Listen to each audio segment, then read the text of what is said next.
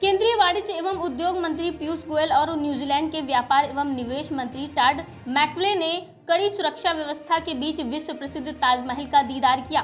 दोनों मंत्री होटल अमर विलास से गोल्फ कार्ट में सवार होकर अपनी पत्नियों के साथ ताजमहल परिसर पहुंचे। इस दौरान उन्होंने मशहूर डायना बेंच पर बैठकर फोटो सेशन कराया और गाइड से ताजमहल के इतिहास तथा उनकी बारीक पच्चीकारी के बारे में विस्तार से जानकारी ली। ताजमहल के भ्रमण के बाद मीडिया से बातचीत करते हुए पीयूष गोयल ने भारत और न्यूजीलैंड के बीच होने वाले द्विपक्षीय व्यापार समझौते पर अहम जानकारी दी। उन्होंने बताया कि दोनों देशों के प्रधानमंत्रियों के बीच कई वर्षों बाद ये समझौता तय हुआ है, जिस पर सोमवार को आधिकारिक मुहर लग जाएगी। उन्होंने कहा है कि आने वाले महीनों में दोनों देशों के बीच व्यापार बड़े पैमाने पर बढ़ेगा और भारत से न्यूजीलैंड भेजे जाने वाले कई उत्पाद बिना कर के पहुंच सकेंगे।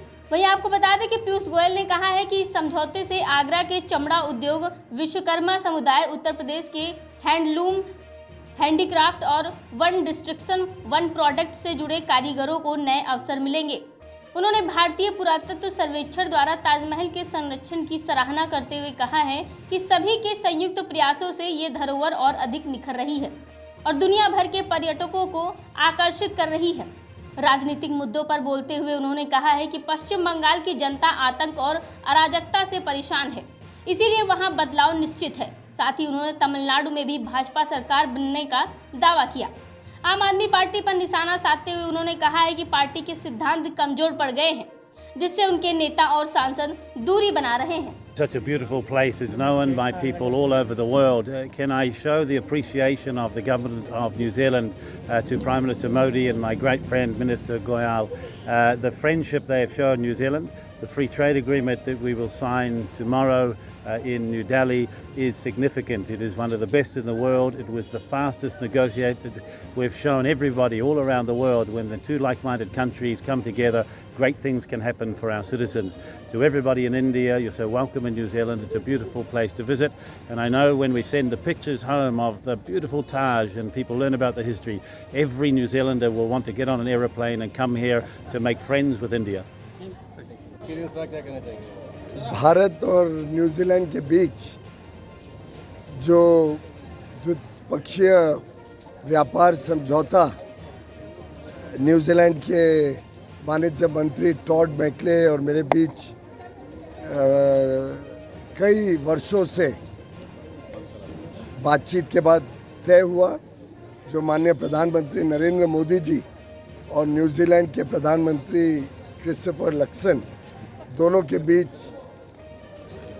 फाइनल हुआ, उसको कल साइन करने जा रहे हैं। उसको मोहर लग जाएगी कल और कुछ ही महीनों में फिर वो भारत और न्यूजीलैंड के बीच बड़े पैमाने पे व्यापार भी बढ़ाने का एक साधन बनेगा।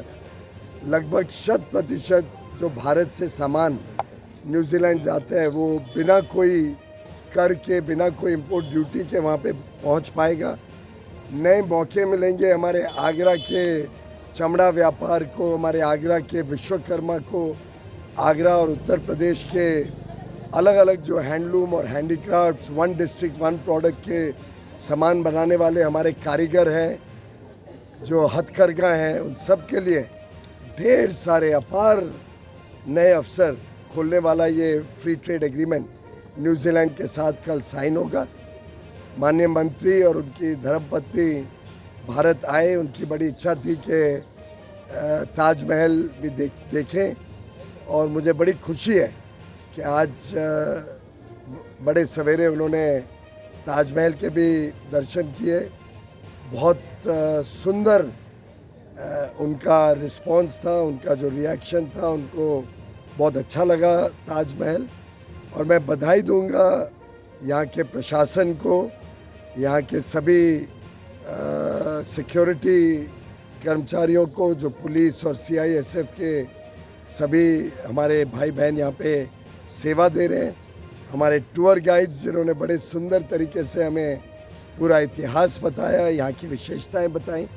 एक प्रकार से पूरा माहौल और जिस अच्छे वातावरण में ताज को संभाला गया है, ASI द्वारा, आर्कियोलॉजिकल सर्वे ऑफ इंडिया ने मेंटेन किया है, सभी के साझा प्रयासों से ताज शायद और निखर रहे और लगातार एक विश्व का आकर्षण का केंद्र बने। सर, बंगाल चुनाव है और दूसरे फेज में चुनाव होने वाला है, क्या लग रहा है इस बार बीजेपी? बड़ा स्पष्ट है कि प्रधानमंत्री नरेंद्र मोदी जी के नेतृत्व में एनडीए की सरकार दोनों तमिलनाडु और पश्चिम बंगाल में आने जा रही है।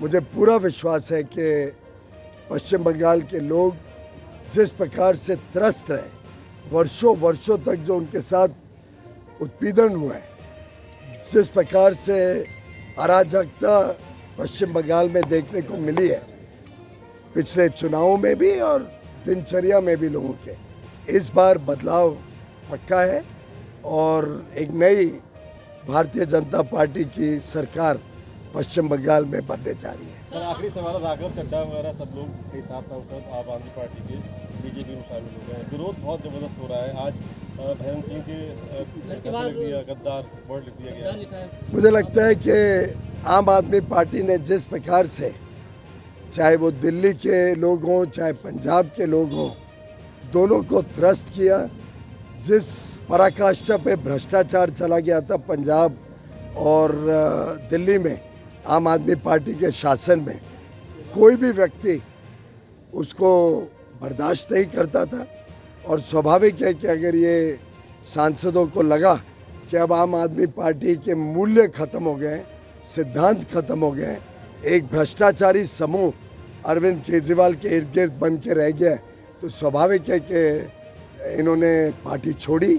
हो सकता है आगे चल के और लोग छोड़ दें, क्योंकि आम आदमी पार्टी और अरविंद केजरीवाल ने लोगों की बड़ी उपेक्षा की है, लोगों के आशा आकांक्षाओं को धिक्कार किया है और एक प्रकार से भ्रष्टाचार और कुशासन के वो प्रतीक बन के रह गए। राहुल गांधी ममता जी बंगाल में करती हुई, मोदी जी देश में करते हैं, कांग्रेस को फायदा ही। ये सही माने में चेहरा इंडिया अलायंस का लोगों के सामने आ गया है। एक तरफ वो तमिलनाडु में कांग्रेस इंडिया अलायंस के पार्टनर डीएमके के साथ है, दूसरी तरफ केरल में उनके विरोध में है और बड़े घिनौनी तरीके से जनता के बीच में एक दूसरे को गालियां देते हैं। पश्चिम बंगाल में एक दूसरे को गालियां दे रहे हैं, एक दूसरे का पर्दाफाश कर रहे हैं ममता बनर्जी और राहुल गांधी जी। और दिल्ली में एकजुट होकर हम जब महिलाओं को, हमारी बहनों को, बेटियों को 33% आरक्षण देने के लिए उनसे अनुरोध करते हैं, तो ये सभी गठबंधन मिलके हमारी बहनों को न्याय और बहनों को राजनीतिक साझेदारी देने से रोक देते हैं।